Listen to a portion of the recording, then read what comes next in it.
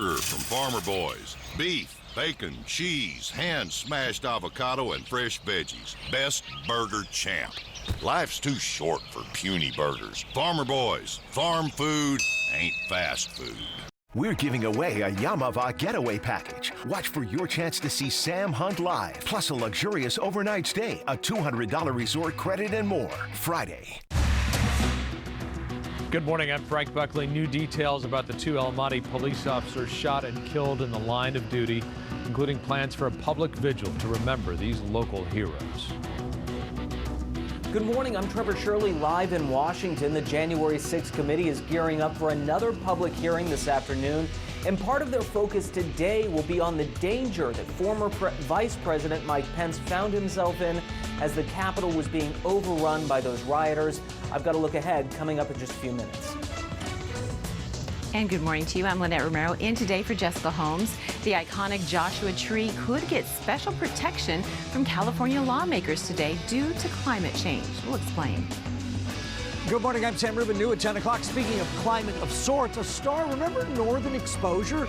She's back on TV with a new series. Cynthia Gary will join us live, and conversation amongst TV award voters. The TCA has announced their nominees for the best shows. Abbott Elementary makes a killing. We'll talk about it coming up.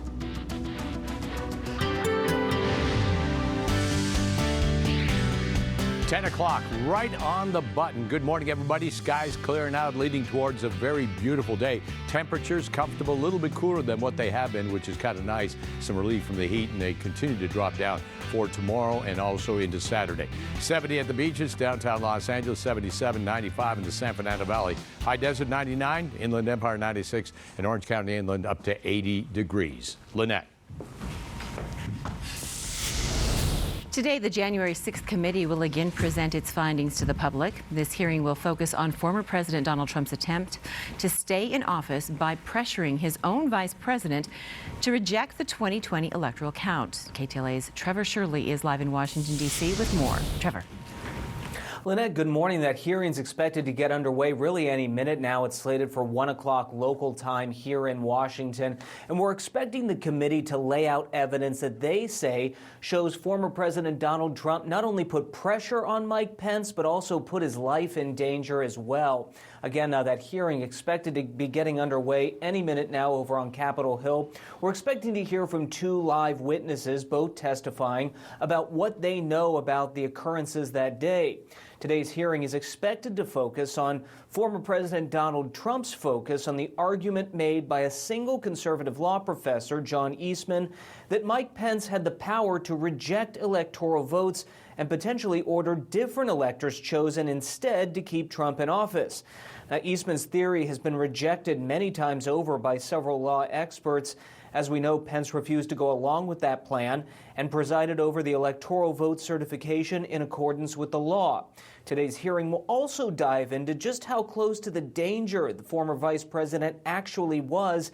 It's expected the committee will share new details about how Pence and his family were rushed to a secure area of the Capitol as the building was overrun by rioters. Now, at this point, it's not clear whether or not the panel plans to make criminal referrals to the Justice Department based on the evidence that they've discovered. That aspect of all this is still under discussion, according to several members of that committee. Beyond today's hearing, the committee is also planning other hearings that are set to air next week.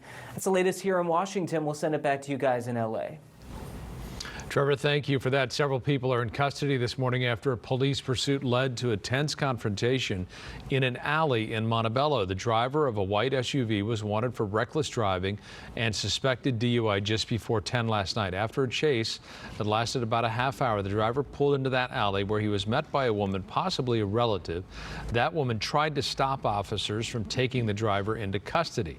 A passenger got out of the vehicle and was quickly arrested. Another woman in the back seat also detained. The driver was eventually arrested as well. And some really scary moments for shoppers at the Fullerton Sam's Club. Police were called to the store last night after reports of a man inside, possibly armed with a shotgun.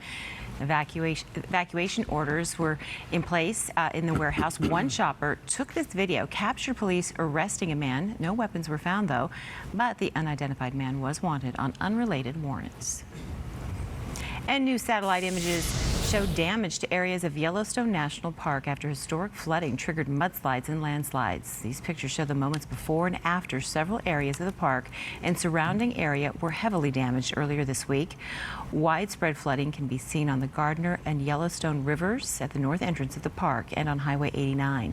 All 5 entrances will remain closed through at least the weekend. A vote will take place today in Sacramento on whether to list the iconic western Joshua tree as a threatened species due to climate change. The vote follows hours of public comment yesterday before the California Fish and Game Commission. The designation would make it harder to remove the trees for housing, solar, or other development projects. If the tree is listed as a threatened species, killing one would require special approval from the state. To date, California has not granted a threatened species designation based on threats from climate change. All right, it is 10:04. Let's take a listen to our weather. How's it going to look today? In the deserts, it's going to be hot. Yeah. That's for sure. It already is in the deserts, hot that is. 4 minutes after 10 o'clock. And yeah, we're looking at skies clearing out a little bit slower today than they have been over the last couple of